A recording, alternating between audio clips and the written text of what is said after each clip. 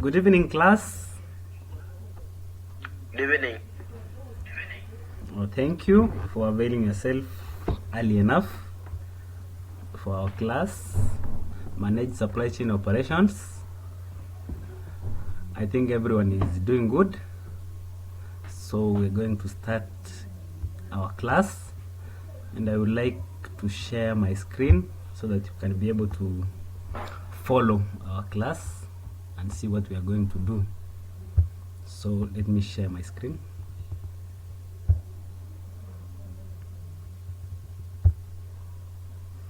Are you able to see my screen? Yes.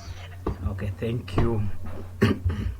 So our unit is manage supply chain operations, and in this session we are going to learn about a few things.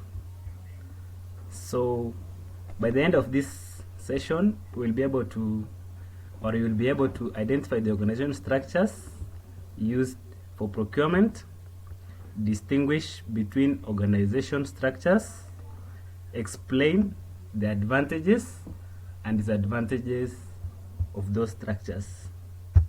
So let's look at the organization of public procurement in Kenya in a broader perspective. So when we look at public procurement, it's typically organized within the finance portfolio of a large organization. So public procurement is divided into two organizational structures, which are centralized and decentralized. In a centralized procurement office, all requests are managed from a central administrative point. So let's look at centralized purchasing. What is centralized purchasing? This is the purchase of materials by a single purchase department. This is done at one point for the entire organization for different departments. This is headed and managed by one supply chain manager who oversees all purchasing activities across all departments. You can have a look at the structure of a centralized purchasing system.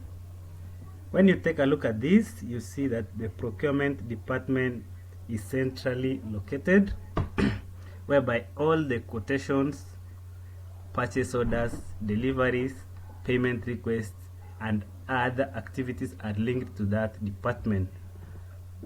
This comes from different departments, whereby they are overseen by one procurement department. Let's look at some of the merits of this system of purchasing. In this system of purchasing, bulk quantities can be purchased, which enhances economic order quantity, better layout of the stores, the economy in recording systematic accountings, transportation costs are significantly reduced, centralized purchasing avoids reckless purchases, and discourages duplication of efforts.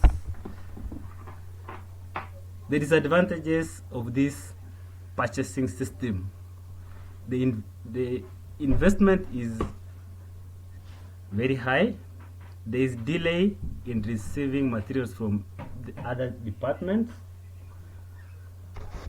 It's not suitable if branches are located far. In case of emergency, there is a challenge of receiving supplies. So let's head to decentralized purchasing. This basically refers to purchasing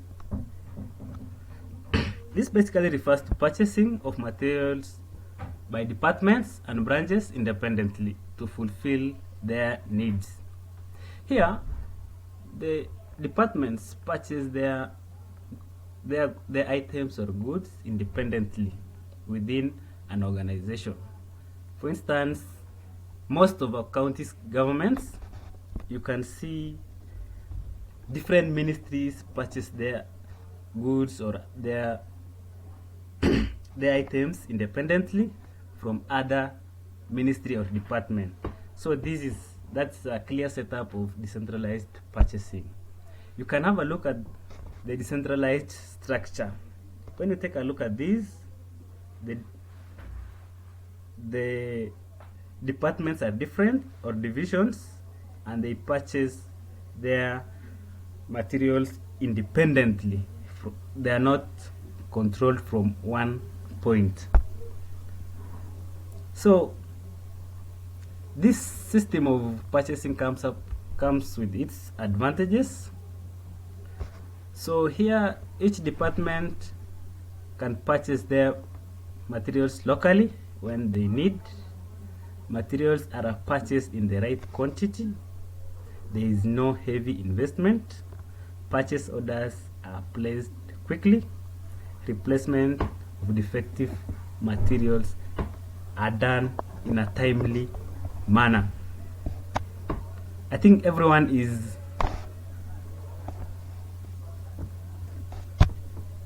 doing well up to that point. Wafula, are you well up to that point? Yes, sir. And Marita? Okay. Let me hope he's doing well. Yes. So let's take a look at the disadvantages of this decentralized system of purchasing. So one of them is there are organizational losses to the benefits of bulk purchase. This happens because when one department purchases in bulk, they are not able to get the economic order quantity or to have some benefits of discount and whatever. Another one is the specialized knowledge may be lacking in departments compared to centralized purchasing, whereby the purchasing department is managed by experts, because in centralized purchasing it entails buying in bulk, and that is because a lot of money is spent, so they require experts.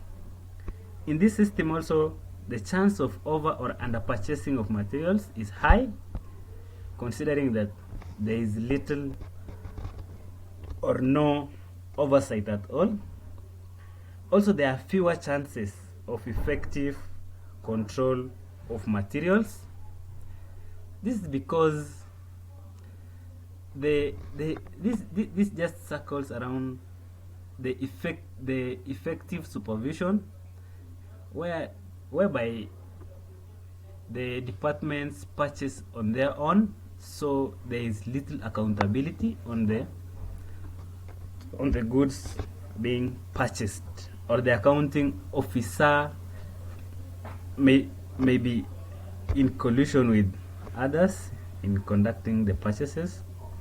In this also, there is lack of proper cooperation and coordination among various departments. This arises when conducting the requisitions, whereby different departments may not work together when coming up with the requisition forms, and there is little coordination between them. This results to challenges in procurement of goods. And I would like to end there our class today, and I would like to ask one of you to tell us what we have learned today. Mr. Marita? Kennedy?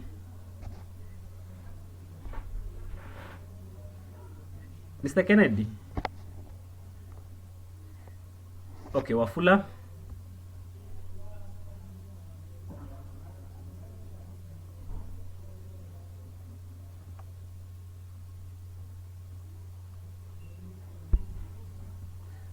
Are you getting me? I'm saying Yes. we have learned the advantages and disadvantages of this centralized purchasing. That's good. And we have clearly stated what the centralized and decentralized purchasing entails.